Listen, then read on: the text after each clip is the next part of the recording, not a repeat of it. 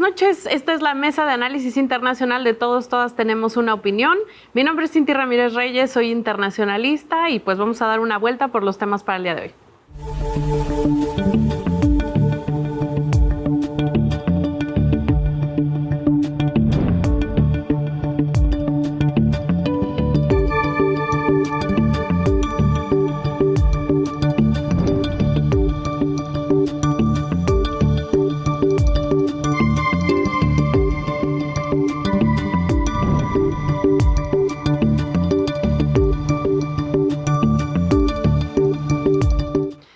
Presento a nuestros analistas del día de hoy. Comienzo por acá. Al frente está el doctor Eduardo González Velázquez de la Escuela de Ciencias Sociales y Gobierno del TEC de Monterrey. ¿Qué tal? Buenas noches. Un saludo. Bienvenido. También tenemos con nosotros a la doctora Elizabeth Prado del Departamento de Estudios Sociopolíticos y Jurídicos del ITESO. Buenas noches, un gusto estar aquí como siempre. Bienvenida, Liz. Y está con nosotros el doctor Carlos Cerda Dueñas, también de la Escuela de Ciencias Sociales y Gobierno del TEC de Monterrey. ¿Qué tal? Muy buenas noches, con el gusto de estar aquí nuevamente. Muy bienvenido, doctor. Bueno, pues el primer bloque lo vamos a dedicar a platicar acerca de la segunda vuelta electoral que ocurrió apenas este fin de semana en Perú. Ya habíamos platicado aquí en el programa en la ocasión de la primera vuelta. Vimos en aquella ocasión, doctor Carlos Cerda, que fue una elección pues muy fragmentada en cuanto a la cantidad de candidatos, ¿no? Más de 30 personas se presentaron a esta elección y bueno, ahora nos toca esta segunda vuelta. Los resultados son interesantes, entonces si gusta ayudarnos a entender un poco qué fue lo que vimos estos días. Sí, con mucho gusto. Pues son interesantes, pero también son inciertos todavía, ¿verdad?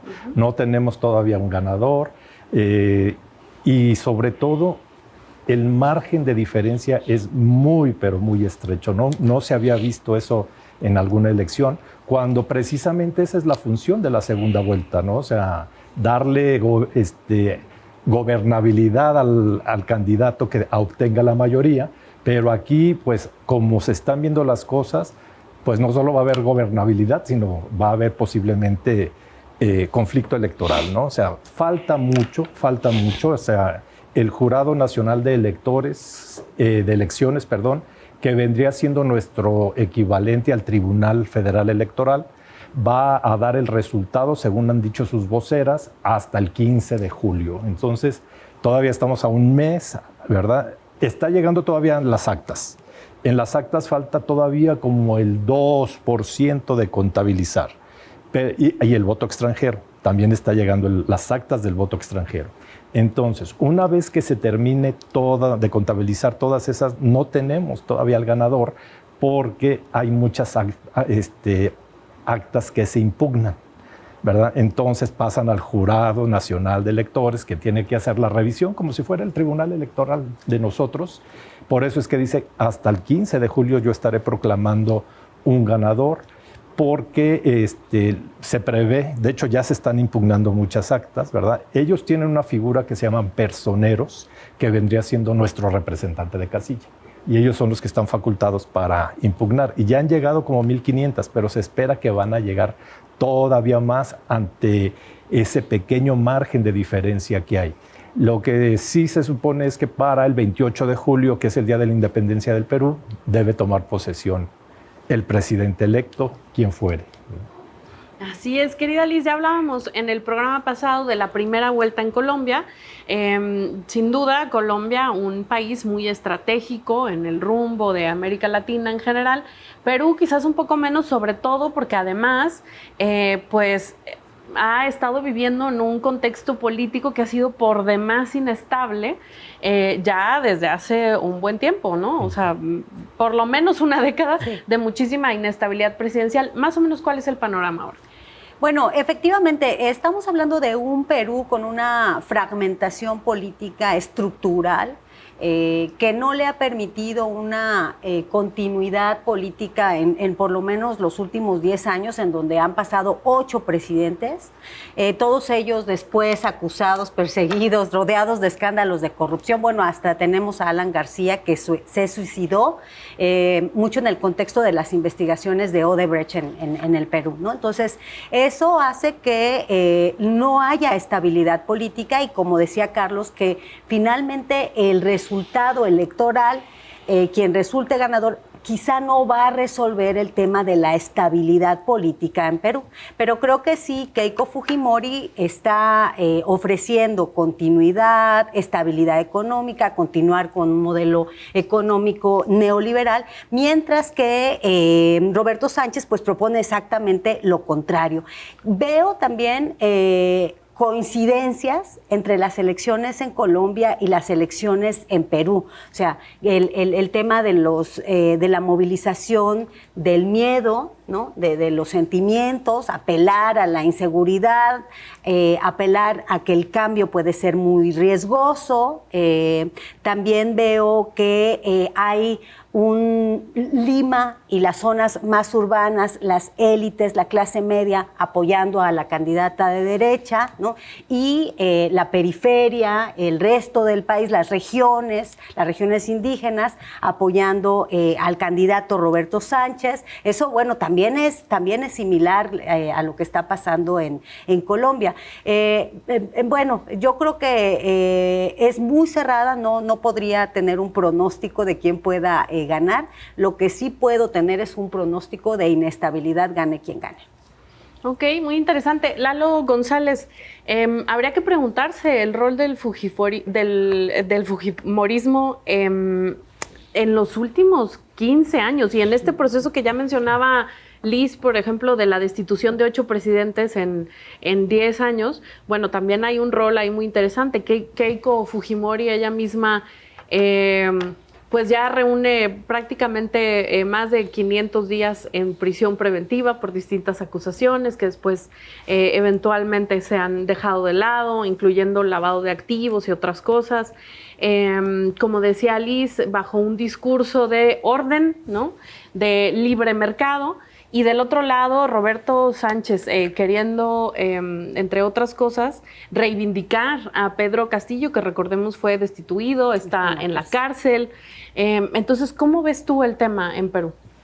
Bueno, pues además de lo que ya comentaron, don Liz como Carlos, veo otros elementos que me parece también importante tomar en cuenta. Uno de ellos es la movilización que logra hacer la izquierda a partir de la primera vuelta. Es decir, como lo mismo habíamos comentado aquí, en el caso de Colombia, pues hay un alto índice de abstencionismo.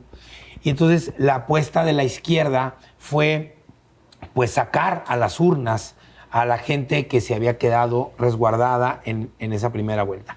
Y dentro de este grupo que logra movilizar, algo que me pareció importante es que hay una presencia sustantiva de jóvenes que se habían manifestado desde la primera vuelta como los menos contrarios al fujimorismo. ¿Por qué? Pues porque no lo han vivido, no saben de lo que les habla, ¿verdad? Y entonces eso también es un fenómeno que no solamente está pasando en Perú, sino en muchos países de América Latina, incluyendo México, en donde pues hay amplios sectores de las juventudes que añoran lo pasado, entre otras cosas porque no lo vivieron, pero también porque no se dan el tiempo de siquiera conocerlo a través de la lectura de los pasajes históricos de estos momentos. Ese es un punto. Un segundo elemento que me parece que es muy importante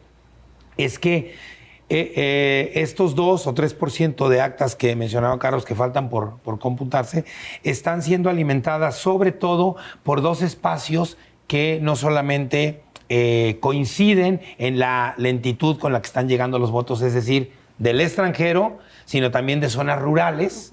Y los dos votos van en direcciones opuestas. Los del extranjero, según lo que estamos viendo, apoyarían o están apoyando más a Keiko, y el voto rural más a el partido de Roberto Sánchez.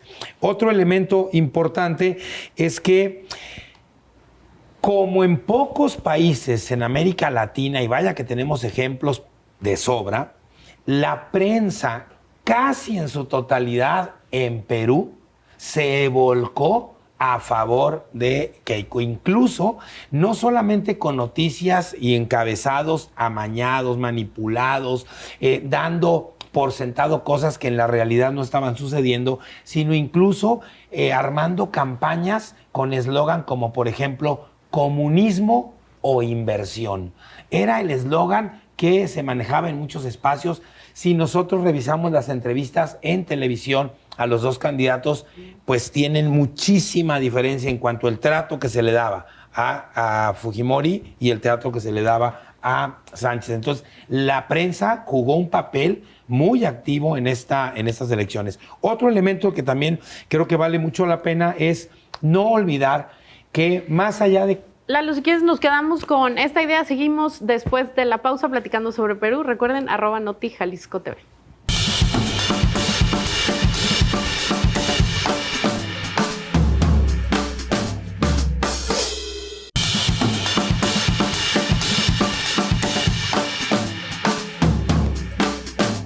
Bueno, pues nos quedamos platicando de la segunda vuelta electoral en el Perú, y Lalo González justamente iba a comentarnos sobre cuáles son estos proyectos políticos. Por ejemplo, del lado de Roberto Sánchez, ¿cuál es la propuesta? Creo que la más importante es el llamado que ha hecho de manera sistemática a crear una nueva constitución.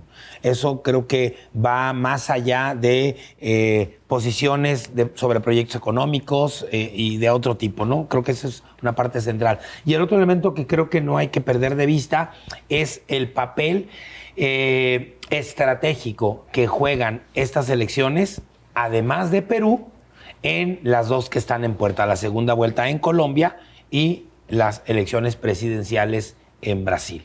Entonces creo que también el resultado que vamos a tener en Perú, pues necesariamente va a tener un impacto para Colombia y para Brasil. Así es. Doctor Carlos Cerda, ¿alguna otra lectura? Sí, bueno, ya había tenido la oportunidad de comentarlo aquí en el programa, de cómo esta constitución actual del Perú pues prácticamente instaura un sistema parlamentario con un legislativo muy fuerte y un ejecutivo no tanto, y por eso es que se ha provocado estos 8 presidentes en 10 años. Uno de los cambios que se da este año es la creación, digamos, o el restablecimiento del Senado, y la famosísima figura que se llama vacancia de la presidencia se le entrega ahora al Senado. Sin embargo, también ahí tenemos, porque también hubo elecciones para senadores y quedó muy fragmentado. O sea, Fuerza Popular, que es el partido de Keiko Fujimori, sí sigue teniendo el mayor número de senadores, pero son muy pocos, ¿verdad? Y el margen es muy estrecho. Entonces, la gobernabilidad no se asoma a corto plazo dentro del Perú. Doctor, si puedo aprovechar nada más para pedirles también, Liz o Lalo, si quisieran abonar, solamente a recordar un poquito qué ha significado el fujimorismo en la historia del Perú para quienes nos ven. Bueno, primero ahora se habla mucho de los outsiders, ¿verdad? Las personas que de repente aparecen. Pues para los que no se acuerdan, en el 90 apareció un outsider en Perú, ¿verdad? El candidato era el premio Nobel Mario Vargas Llosa, que por su cartel pues creían que iba a tener muchos votos. Sin embargo, sale este outsider, como se le llama ahora, y gana las elecciones. Se queda ahí 10 años, entre los cuales se da un autogolpe de Estado, y el pueblo de alguna manera lo convalidó, ¿verdad? Paréntesis, después el presidente de Guatemala quiso hacer lo mismo y se tuvo que ir. Entonces, durante todo ese fujimorismo se habló mucho de corrupción, hubo un neoliberalismo ultranza, a tal grado, por ejemplo, que la esposa Gloria Higuchi denuncia, ¿verdad? Denuncia, es que mi esposo está haciendo muchas cuestiones, y entonces le dan el tratamiento de que no está bien de sus facultades mentales, y Keiko asume la primera, o sea, es la primera dama del Perú durante 6 años. Luego se nos viene el escándalo de Vladimiro Montesinos, que no hay mucho tiempo para decir, pero es la corrupción ahora sí que personificada. La conexión con ¿verdad? Colombia. Toda esa cuestión, entonces, hasta financiamiento de guerrillas en Colombia, eso nos referimos. No, y no nada más de eso, de negocios ilícitos por doquier, y ese es el fujimorismo. Me tocó ver, o quise ver más bien, no, nadie me obligó, el debate entre estos dos candidatos, la cuestión más aburrida que se puedan imaginar, duró 3 horas. Y la verdad es que Keiko, hagan de cuenta que aquí, porque fue más o menos en la época, el candidato dice, si votan por mí, va a volver el programa Solidaridad. O sea, igual, o sea, todos los programas que había tenido su padre en los 90, los está promoviendo, diciendo que ella va a instalar, porque en su imaginario ese periodo fue muy próspero para el Perú. Tremendo. Liz. Bueno, nada más precisar que Keiko se ha postulado 4 veces, o sea, que eso también creo que ha construido, pues en el imaginario colectivo de ciertas élites y las clases media, alta y alta, pues una candidatura muy viable para continuar con estos excesos que se vivieron durante el fujimorismo, ¿no? Perdón, y ha pasado a segunda vuelta las 4 veces. Sí, claro, y ha perdido contra los candidatos de izquierda. Sí, desde Ollanta Humala, etcétera. Lalo González, un poco de memoria. Pues nada más también no olvidar que durante el gobierno de Fujimori hubo una brutal represión hacia los movimientos sociales de todo tipo, ¿sí? Dejando prácticamente a todos los movimientos recluidos por temor a manifestarse, muertos, desaparecidos. Entonces es un periodo de muchísima violencia contra los movimientos en Perú. Y además no olvidarnos que el Montesinos también estuvo presente aquí en aquellos videoescándalos montados a Andrés Manuel López Obrador cuando era jefe del gobierno de la Ciudad de México. Así es. Perdón, ahora que decía Lalo eso, hay dos casos paradigmáticos en la Corte Interamericana de Derechos Humanos, y uno que se llama Barrios Altos, y que después hay una novela de Vargas Llosa precisamente que se llama Cinco Esquinas, que expone esa brutalidad, esa represión, esa violación a los derechos humanos durante este periodo. Así es, entonces son crímenes que están ampliamente documentados, un periodo tremendísimo. Bueno, y hay otros desarrollos también muy interesantes en cuanto a Cuba. Ya habíamos estado hablando aquí de cómo ha incrementado la presión estadounidense sobre el gobierno cubano. Desde enero sabemos que el pueblo cubano está viviendo restricciones tremendas en cuanto al combustible por el embargo de petróleo que se declaró entonces, y pues hay desarrollos nuevos. Querida Liz, si gustas comenzar con este tema. Sí, bueno, esta última semana ha sido quizá crucial en términos sobre todo financieros. Como dices, la isla ha venido enfrentando ya una serie de crisis con un impacto humanitario en la población muy fuerte, ¿no? De apagones, recolección de basura, dificultad para acceder a alimentos, etcétera, etcétera. Pero uno de los principales ingresos de la isla es el turismo, y ahora pues resulta que Estados Unidos emitió una orden ejecutiva en mayo por la que las sanciones no solamente serían para la isla, sino para quien haga negocios con Cuba. Entonces esto empezó a resquebrajar a esos socios que, pese al embargo, pues seguían manteniendo negocios con la isla, y afectó directamente la posibilidad de hacer transacciones con Visa y Mastercard, ¿no? Porque Estados Unidos acusa a esta empresa Gaesa, que está relacionada con las Fuerzas Armadas cubanas, de pues ser como la empresa a través del cual se establecen las transacciones con Fincimex, se llama la empresa como la intermediaria, pero esa Fincimex está relacionada con Gaesa. Esto deja a Cuba en un predicamento muy grande, porque prácticamente pues lo saca del sistema financiero internacional, ¿no? Caen las divisas, le va a ser muy difícil comercial hacerse de pagos electrónicos. Entonces, bueno, esta semana vemos, hay una fecha en que se deben terminar todos los negocios con Cuba, entonces como que ha ido apretando. Esa semana fue muy crucial en esos términos. Así es, entonces el 6 de junio plataformas de pago que ya mencionaba Liz suspenden el servicio en Cuba. También vemos que cadenas de hoteles muy importantes, una española, otra portuguesa, así, 2 españolas y otra portuguesa, suspenden la operación de grandes hoteles en la isla. Estamos hablando de más de 40 hoteles que salen de operación. Eso ya ha implicado de por sí, y las sanciones tremendas de Estados Unidos a Cuba han implicado ya una caída del 55% del ingreso por turismo para la isla de enero para acá respecto al mismo periodo el año pasado. Todas estas cosas han generado, Lalo González, que el alto comisionado de Naciones Unidas para Derechos Humanos, Volker Turk, salga diciendo que hay que levantar esas sanciones de Estados Unidos contra Cuba, que las sanciones contra sectores enteros o sectores generales producen, según nos dice textualmente, efectos indiscriminados que son incompatibles con el derecho internacional de los derechos humanos. Esto ha provocado, además de los apagones, falta de medicamentos, pero también, por ejemplo, un alza en la mortalidad infantil en la isla, por ejemplo. Entonces, la presión es tremenda y es sobre los civiles en Cuba.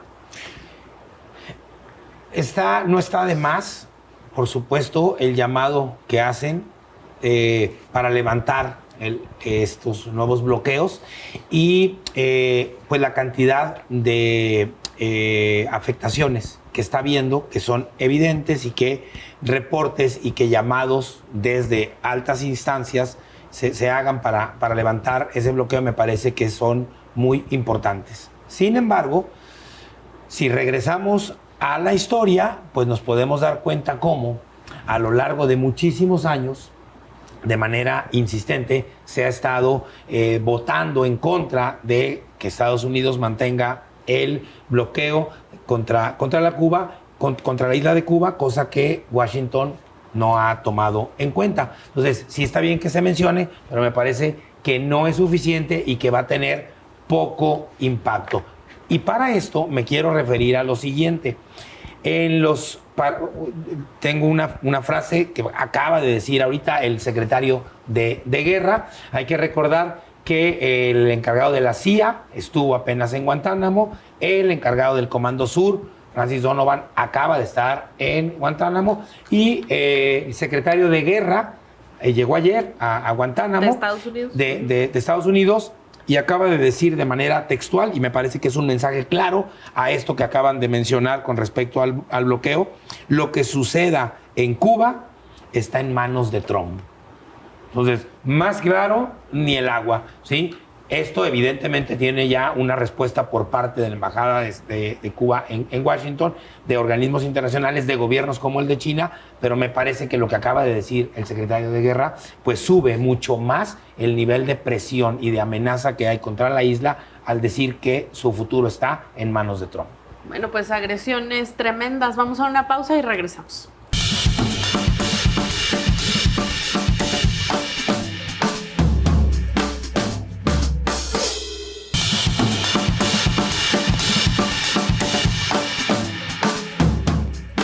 Nos quedamos conversando sobre las presiones estadounidenses sobre la isla de Cuba. Doctor Carlos Cerda, ¿cómo ve usted este tema?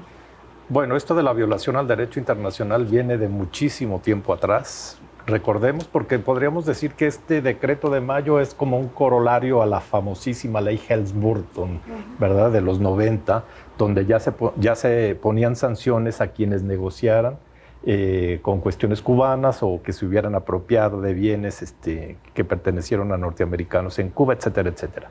Entonces es exactamente lo mismo, pero ahora la embestida es mayor, porque a pesar de la ley Helms-Burton, pues estas cadenas, por ejemplo, españolas, canadienses e incluso una Indonesia, me llamó mucho la atención que de una Indonesia que se retiró también, han decidido que mejor se salen y cierran por lo pronto. O sea, decir eso, o sea, cuánta gente se queda sin trabajo en un momento en que ya, o sea, la basura cunde por La Habana y otras ciudades, o sea, las condiciones de vida son peores que las de una guerra, aunque no hay guerra, ¿no? Entonces, yo creo que sí se tiene que hacer algo, y no por parte de Trump, sino por parte de la comunidad internacional.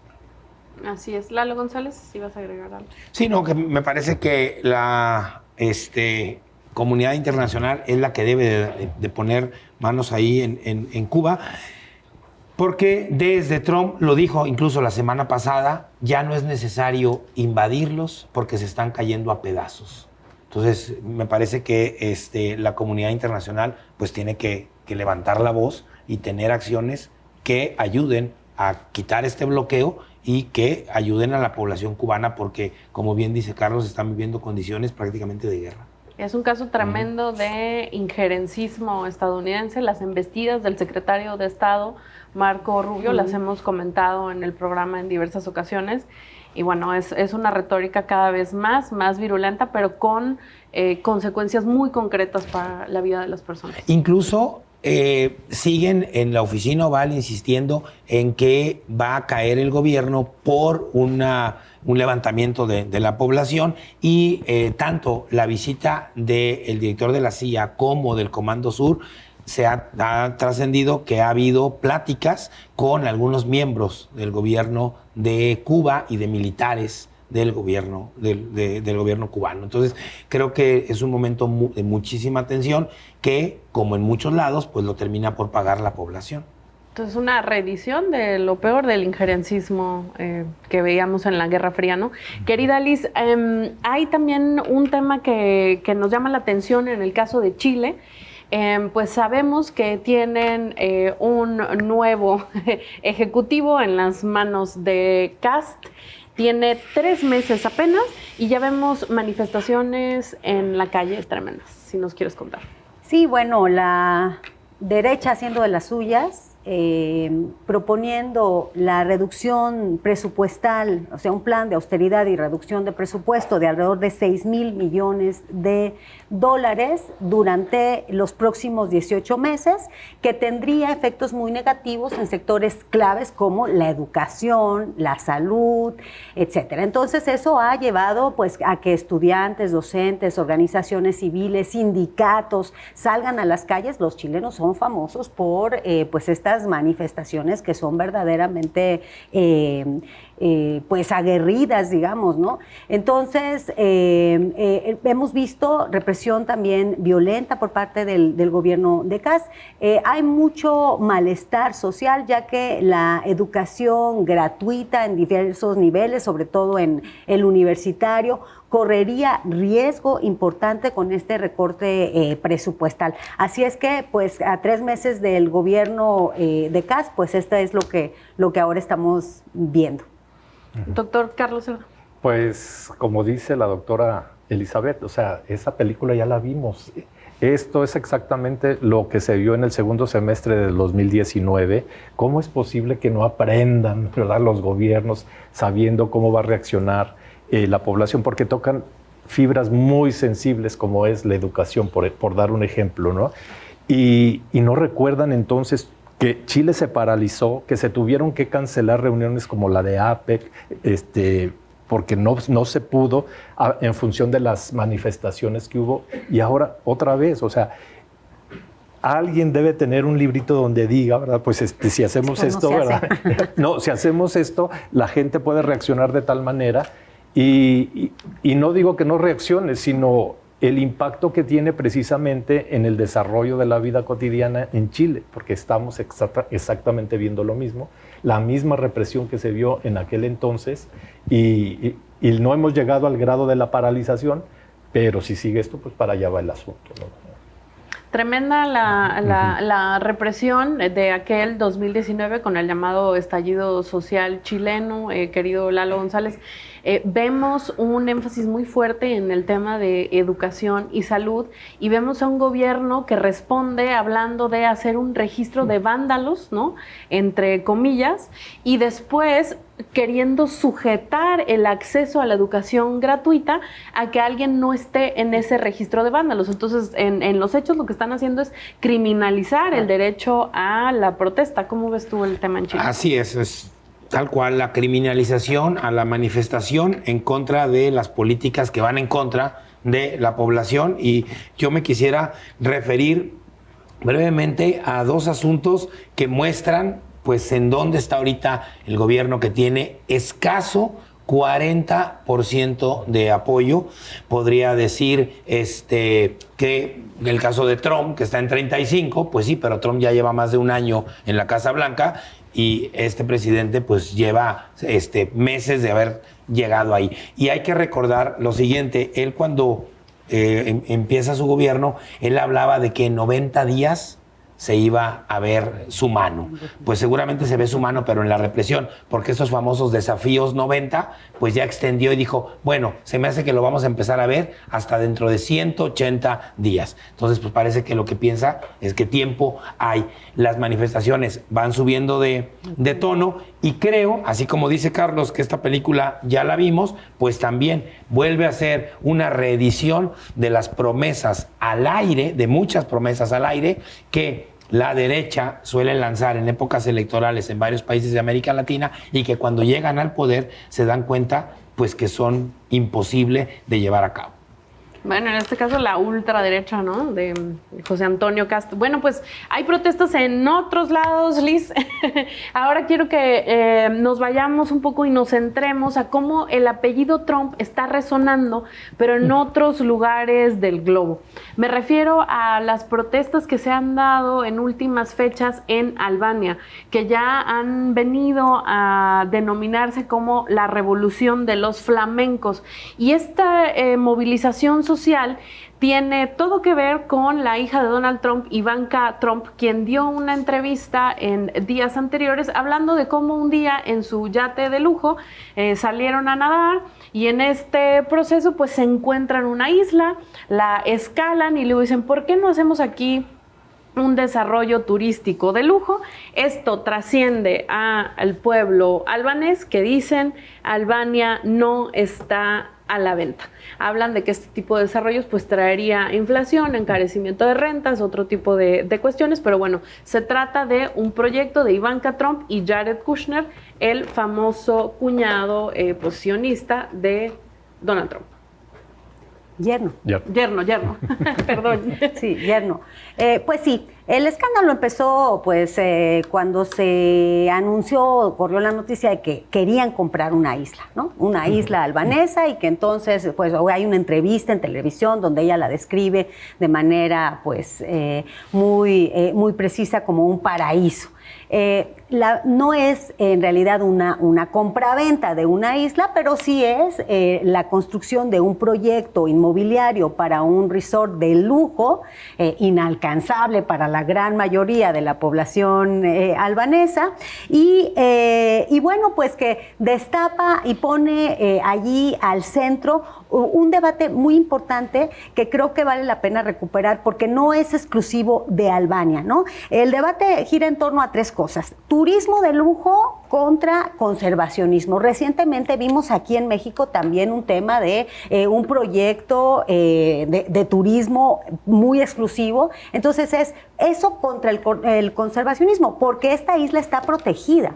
Entonces, además, estamos hablando de crear un resort en detrimento del medio ambiente. La otra es inversión extranjera y soberanía nacional. O sea, ¿qué haces para atraer inversión extranjera? ¿Entregas el territorio? ¿No? ¿Das lo que sea con tal de que llegue inversión extranjera? Es un debate muy importante. Y lo tercero es élites contra comunidades, ¿no? ¿A quién vas a privilegiar? Ese resort sería inalcanzable para la mayoría de la población. Entonces, pues realmente las comunidades terminan trabajando sin tener acceso y disfrute de esos recursos. Creo que es parte del liberalismo voraz, ¿no? Salvaje que estamos viendo en el mundo, y un escándalo también porque este costo que tiene construir ese resort, pues es una cantidad que yo no puedo ni imaginar, ¿no? Entonces, ¿cómo alguien puede acumular tanta riqueza como para decir, ay, voy pasando, veo la isla, ay, ¿sabes qué? Voy a ofrecer invertir aquí. Estos son miles y miles de millones de dólares. Así es. Lalo González, un minuto más o menos para que nos cuentes. Pues creo que necesito menos, porque viniendo de familias de Trump, me quedo con una de las frases y dicen, es que las protestas son por envidia regional. No, bueno. ¿Sí? O sea, nos muestra la frivolidad de estas personas que suponen que si tienen el recurso pueden adquirir lo que sea al costo de lo que sea y a favor de quienes ellos decidan. Entonces me parece pues que esta frase engloba de cuerpo entero a la familia Trump. Bueno, ya regresaremos al corte a seguir platicando de Albania porque hay un trasfondo muy interesante de la transición del socialismo de Estado a la fecha y cómo pues Albania pues va muy atrás en temas de industrialización, derechos de los trabajadores, etcétera, y parece que lo que quedaría por explotar pues son recursos naturales. Entonces, bueno, hay mucho trasfondo por ahí. No se vaya, vamos a una pausa y regresamos.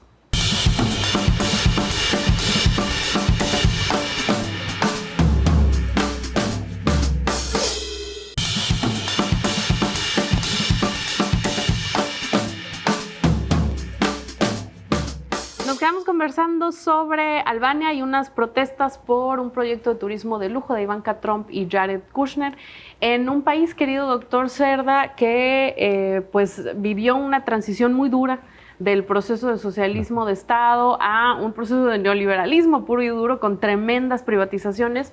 Un país que ha visto, por ejemplo, la huida de más de 1 millón de personas de su territorio por presiones económicas. Así es, nada más comentar que el yerno, Jared Kushner, ¿verdad? Con vergüenza lo digo, ¿verdad? Condecorado con el águila azteca por nuestro gobierno. Pero bueno, quitado esa vergüenza, Albania sí fue de los países, primero, más alineados a la Unión Soviética en su momento, con una represión también, ya que estamos hablando de represión, con un sistema, o sea, una KGB local, pero tremenda. Y que se ha ido rezagando cada vez más, o sea, porque siempre mantuvo niveles de pobreza, o sea, Moldavia, ahora es Ucrania el país más pobre de Europa, pero Moldavia y Albania están más o menos en ese par de, o en ese nivel de pobreza. Entonces, el gobierno, entre otras cosas, ha apostado por el turismo, porque Albania es ahora sí que la nueva joya de Europa, ¿verdad? Tiene costas en el mar Adriático, que es donde está la famosa isla polémica, pero tiene vestigios otomanos, o sea, hay mucho que explotar ahí, y venía de alguna manera llevándose de forma ordenada, bastante construcción de hoteles, todo lo demás, sin contar que se venía esta serie de protestas, porque también hay que decir que salió el primer ministro a decir que todavía no otorga los permisos, o sea, también como que ya vio que esto no va a ser tan fácil, ¿verdad? Y yo creo que de ahí vienen las envidias regionales, cuando sale el primer ministro a decir, bueno, lo estamos analizando todavía, no hay una cuestión definitiva, pero no es quien construya, ¿no? Es eso que comentaba la doctora Liz, sino que hay que sí apostar por el turismo, pero un turismo que sea sostenible, porque si no, ya lo hemos visto en otros lugares y se va a repetir la historia. Así es tremendo. Bueno, pues si les interesa más el tema, una académica de la London School of Economics, ella se llama Lea Ypi, es una de las expertas globales en desigualdad, de origen albanés, escribe un artículo muy interesante sobre este asunto en el periódico inglés The Guardian. Y una de las cosas que dice es, cuando yo escucho a Ivanka Trump platicar de que estaba nadando de su yate de lujo, llega, se encuentra en una isla, etcétera, y ahora quiere hacer un proyecto, yo me pregunto qué hubiera pasado si esa mujer nadando hubiera venido de un barco lleno de personas migrantes. Tal vez, en lugar de estar hablando de que va a desarrollar un resort, estaríamos hablando de que va rumbo a uno de los centros de detención que ha construido Albania junto con Italia, para recluir ahí a las personas migrantes que son fuertemente criminalizadas. Entonces, bueno, es un texto muy interesante. También tiene por ahí un libro que se llama Indignity, que justamente nos ayuda a entrar en este asunto del pasado otomano, etcétera, de Albania, y también el pasado soviético.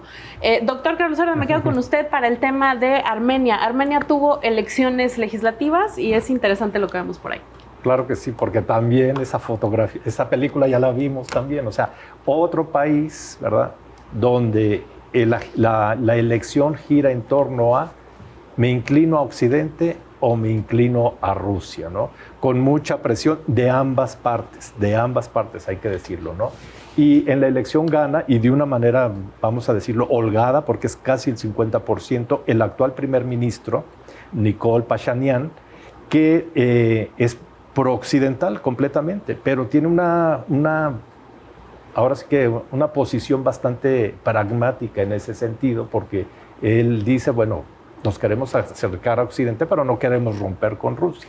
Y Rusia, que apoyó abiertamente, porque hablamos de injerencismo en las elecciones de Estados Unidos, pero hay otros países que hacen exactamente lo mismo. Rusia apoyó al candidato opositor de un partido que se llama Armenia Fuerte e incluso a la tercera fuerza política, ¿verdad? Jugó con ambos, el que quedó en segundo y en tercer lugar. En segundo lugar, un empresario bastante rico ahí dentro de Armenia, pero que obtuvo apenas el 20 y tantos %. Y Putin también dijo, bueno, como parte de su injerencismo, hay un organismo que se llama la Unión Económica Euroasiática, que reúne a los países que fueron en algún momento repúblicas soviéticas, ¿verdad? Y donde está Armenia, y que reciben mucho apoyo, hay que decirlo, económico de parte de la Federación Rusa.